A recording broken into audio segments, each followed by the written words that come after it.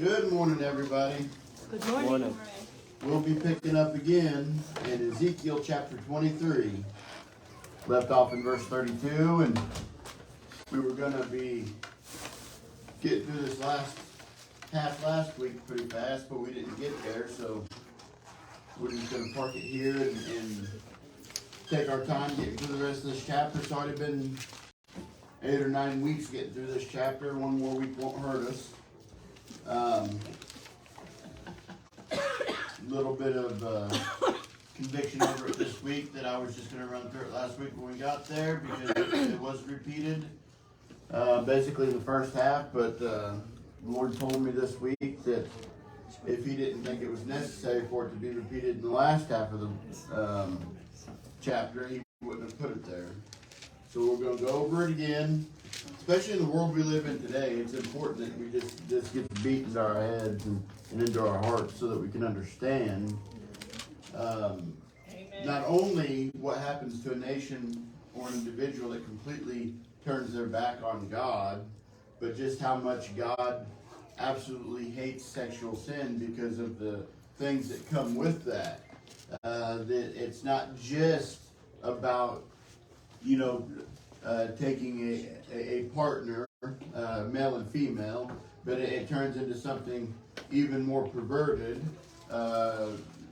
between homosexuality and now even something even further to this transgender movement, and to even something further that's been hinted on and talked about in the backgrounds. It's been mentioned several times here in several other places to pedophiles not being called pedophiles anymore. They're being called minor attracted persons. If you'd have asked just a few years ago, would we ever be dealing with a crisis on transgenderism, people would have probably thought you were stupid. And then look where we're at here a few short years down the road.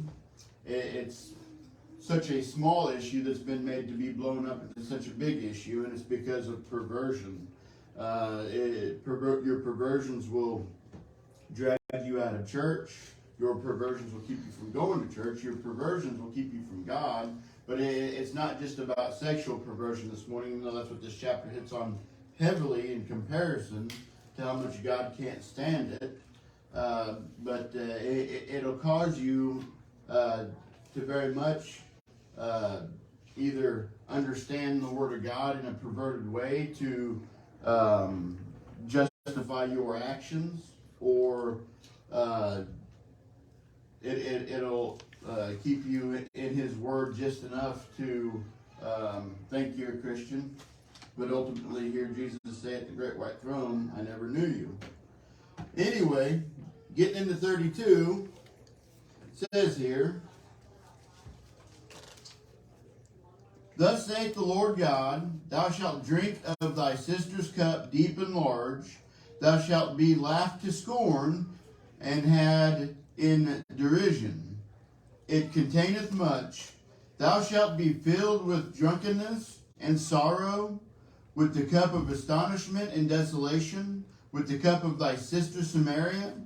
Thou shalt even drink it and suck it out, and thou shalt break the sherds thereof, and pluck off thine own breast, for I have spoken it, saith the Lord God." So, can you imagine getting through all this destruction, taking witness of everything God tried to warn you about, and just being in complete destruction, complete desolation? Can you imagine that moment that you realize that you messed up? They're sitting here at the end of all this destruction. They know they've messed up. They know they should have listened to Jeremiah. Many of them still didn't want to. Many of them, of course, that generation wasn't going to return to the land. We know that. But what they wanted to continue to do was just be left alone by God, and God wouldn't allow it. It was going to bring their destruction. Can you imagine the pity party they would throw in themselves, saying, "Why did this happen? we were good people. We lived life how we wanted. We did everything right. But when you base things off, we hear a lot of these same arguments today. But when you base things off of your own morality, it's perverted because you can't set any kind of moral standard that will make you worthy or justified when it comes to God. And that's what this world commonly tends to do, is they draw further from God. They base everything in their own morality, and God gets fed up with it, and he brings judgment on the land. We've seen judgment in this country several times, warnings, things leading up to things, and I mean, people look at it as just people being bad people. Well, I'm here to tell you that if we read this book right here, and we see God put it in wicked people's heart to bring judgment upon his people who were living in sin and not seeking after God, I'm here to tell you that God can still use a wicked people to try to wake up his nation, to bring judgment on his nation, with things like the Twin Towers being taken down to the ground.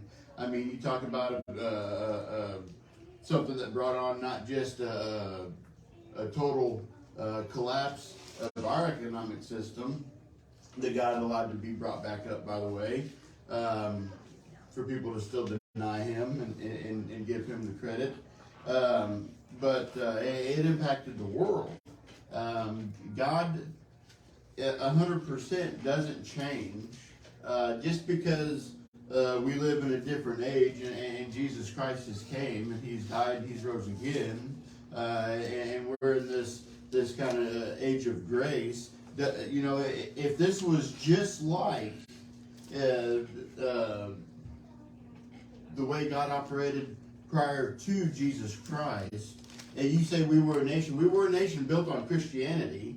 If we'd have got this, I don't think we'd have got this far drawn off into this wickedness before God would have destroyed us. I believe, reading through these books, and I look in what's going on in our news and what's going on around the world, and I can tell you wholeheartedly, I believe we're a lot worse off, farther deeper in sin than Judah ever was. And we know Judah was farther and deeper in their sin than Sodom and Gomorrah ever was, is what the book says. Sodom and Gomorrah would have been justified by Judah if God had to pick between them. And I'm telling you, I wholeheartedly believe when I see all the wickedness, all the fighting, all the Christians that I've seen this week. I say Christians, I don't mean that word, but people say that they were Christians, and now they have their eyes opened, and they see the hate that Christianity believes. I saw this a lot this last week. And now they were agnostic atheists, and I really wanted to make some comments about, you can't really be an agnostic atheist. You may be agnostic or an atheist, but you're talking about two contradicting terms there, and what the world has brought them to mean. But I didn't. I left it alone this last week. Just kind of wanted to think it over and pray about that, because this is what the world thinks you can do. You can't pick and choose Christianity. Either you just have it as a title and you were never a Christian anyway, or you are a Christian and you couldn't imagine saying that you were an atheist one day. This world can't open your eyes to anything if you're a born again Christian. Your eyes are blinded to the world in the sense that you don't desire the things this world has to offer anymore. You desire the things of God. You desire to learn of him. You turn from your wicked ways, and this is where Judah failed.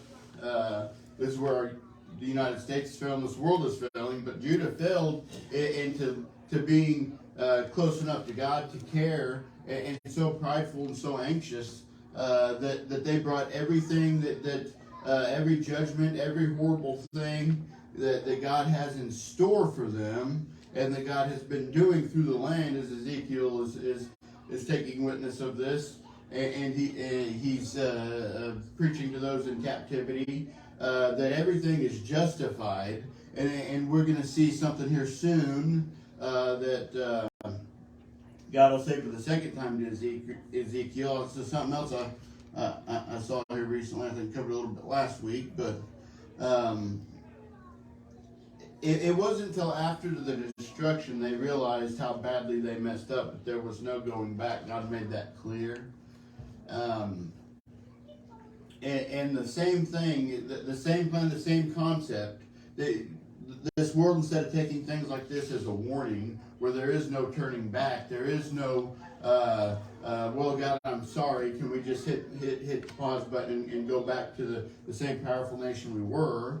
No, then instead that there's going to be a time where, we have all these people that have a false profession of Christianity, and we have all these people that just blatantly deny God because they think that they can decide what's good and what's bad. That's going to stand at this great white throne, and they're going to realize that it's too late, only when it's too late, and they're going to real quickly get over their pride.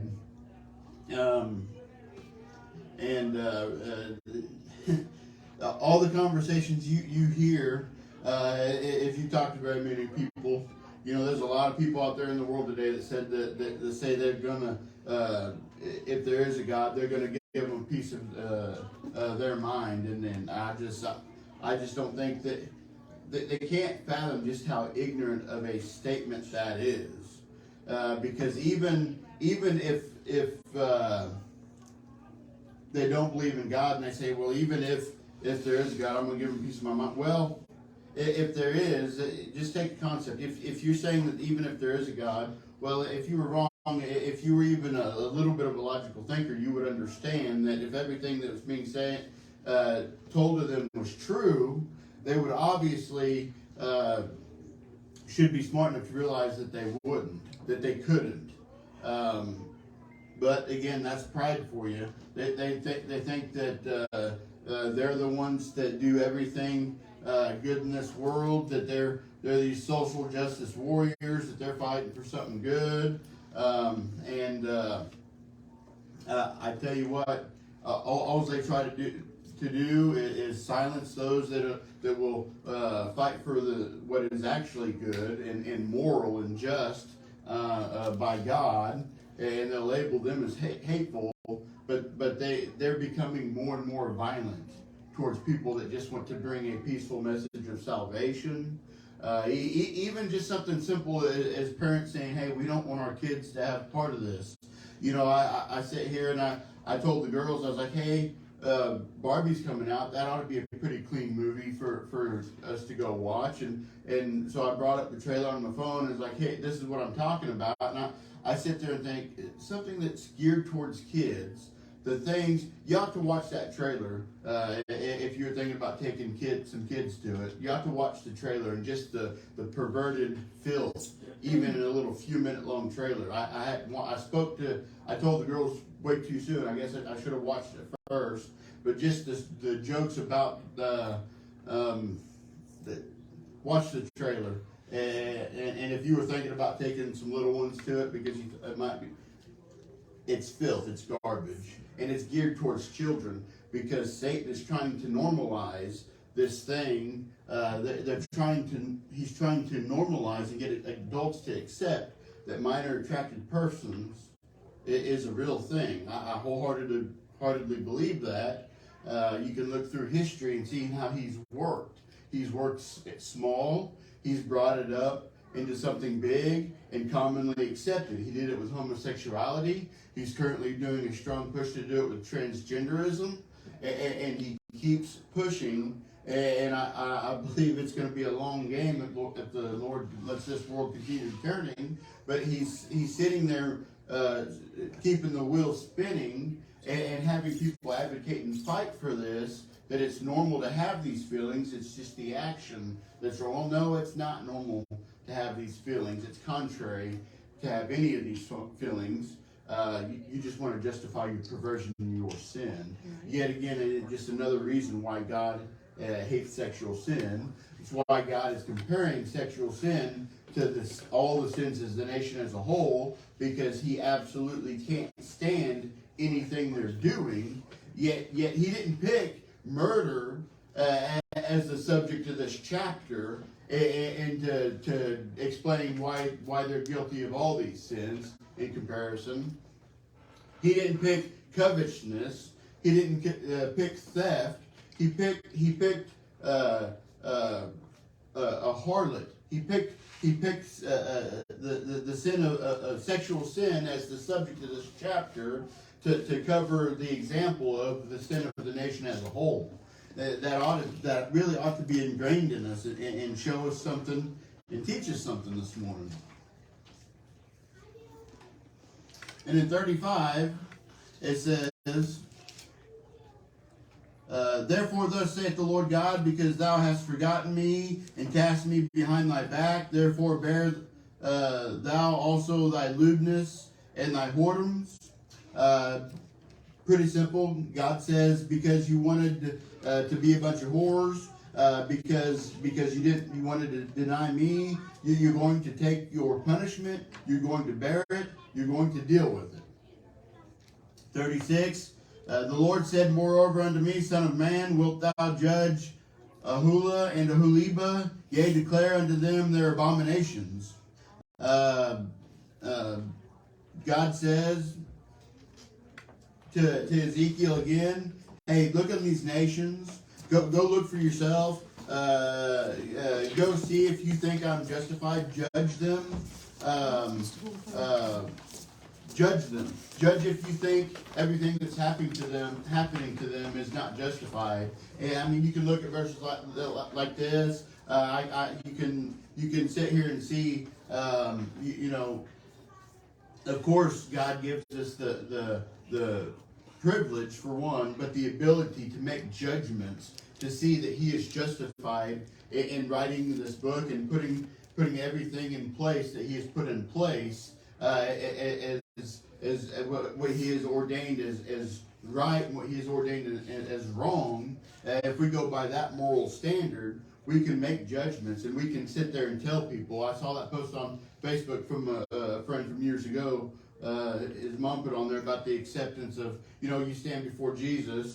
He's not going to ask you, well, why were you concerned with those down the road? Or why were you concerned with the transgenders and homosexuals, things like that? And I sit there and I read verses like this and I said, well, absolutely He's going to be concerned with what we did.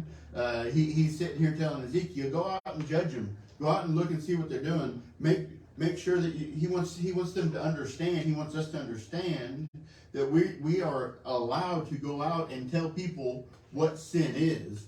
We can go out and see that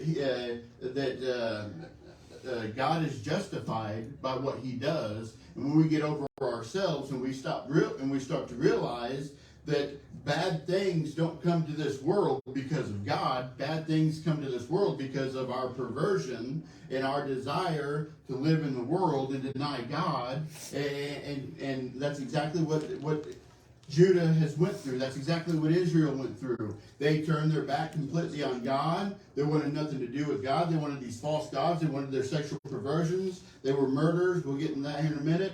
They wanted nothing to do with God. And God said, go look. And so you can really understand why I'm doing what I'm doing. It's because they don't want me. They want nothing to do with me. And I'm tired of it.